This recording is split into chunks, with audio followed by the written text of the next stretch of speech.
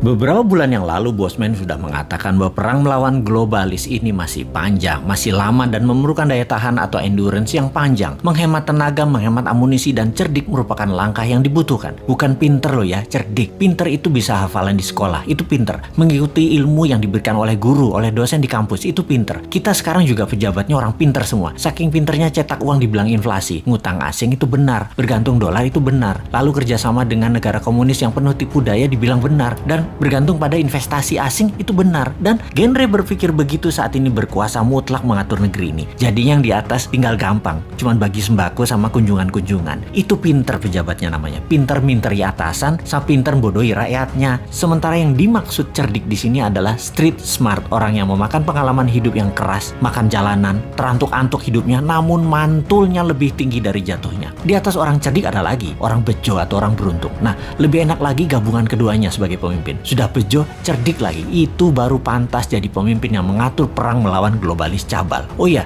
sebelum lanjut kita harus membedakan pebisnis globalis dan globalis cabal. Cabal adalah secret society, lebih menginginkan kepengendalian mutlak atas kehidupan manusia. Cabalis itu sudah pegang kendali atas teknologi, atas informasi, kendali atas komunikasi, sistem keuangan, dan sekarang kendali ke arah dua hal yang penting, yaitu kesehatan serta makanan. Musuh negara tidak berdaulat yang pemimpinnya oportunis itu bukan hanya dua negara besar, Tiongkok dan Amerika, tetapi ditambah juga globalis cabal. Jadi ada tiga musuh sebenarnya. Kita detailkan ketiganya, pengendali negara lemah tersebut. Pola kendali terhadap negara lemah atas dua negara besar dan kelompok globalis adalah tiga strategi Tiongkok, yaitu menggunakan soft power kalau Tiongkok ya. Pertama, kendali atas media massa sebuah wilayah. Nomor dua, kendali atas pejabat pemerintahan wilayah yang ditarget serta anggota parlemennya. Kemudian nomor tiga, kendali atas peraturan hukum dan penegakan hukum di wilayah tersebut. Di sisi lain, strategi Amerika itu menggunakan hard power, yaitu tekanan militer, terorisme, ideologi, humanitarian, menggunakan organisasi multilateral seperti IMF, PBB. Semua adalah tool Amerika untuk menyedot aset harta negara lemah. Strategi globalis cabal adalah pegang sosial media, informasi, dan big data. Mereka bukan mau menguasai wilayah hajat hidup seperti Tiongkok, ambil sumber daya alam seperti Amerika, kendalikan energi dan oil, serta dolar. Bukan. Globalis cabal kendalinya atas data, atas minat interest seseorang, mengubah tindakan perilaku, merubah society,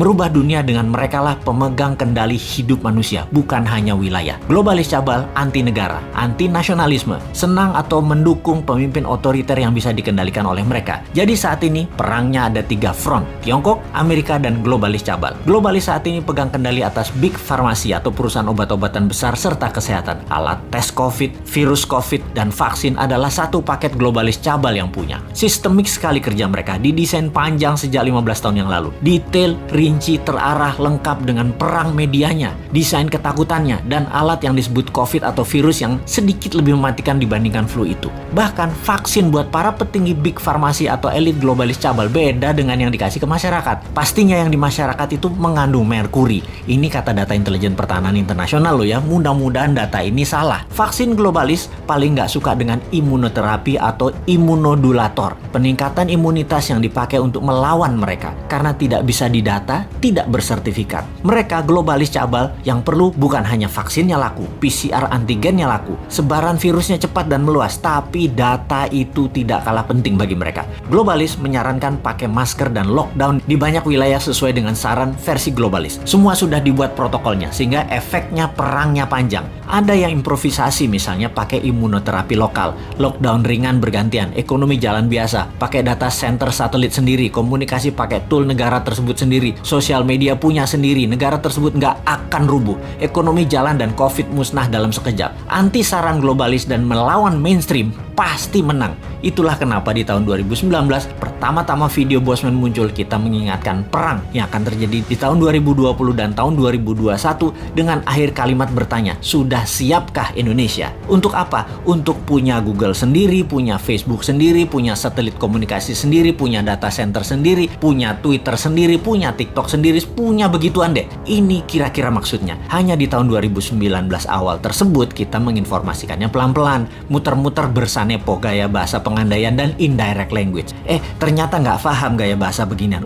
Jawa Timurane bosman metu tak sikat pol saiki. Faktanya perang pandemi ini panjang, 2025 baru bersih. Dan bukan karena virus solusinya, tapi natural herd imunitas solusinya. Terpapar banyak dan sembuh pakai imunitas diri sendiri dibantu booster multivitamin dan mineral. Kemudian perang apa lagi yang akan terjadi? Yaitu perang cuaca atau climate war. Sudah sejak tahun lalu dimainkan. Dan kalau yang ini Rusia ikut bermain. Selain globalis cabal Tiongkok dan Amerika di belakangnya negara sekutu terutama G7. Mulai nyadar sekarang di mana-mana hujan juga banjir. Kata-kata puitisnya adalah bagai hujan di musim panas.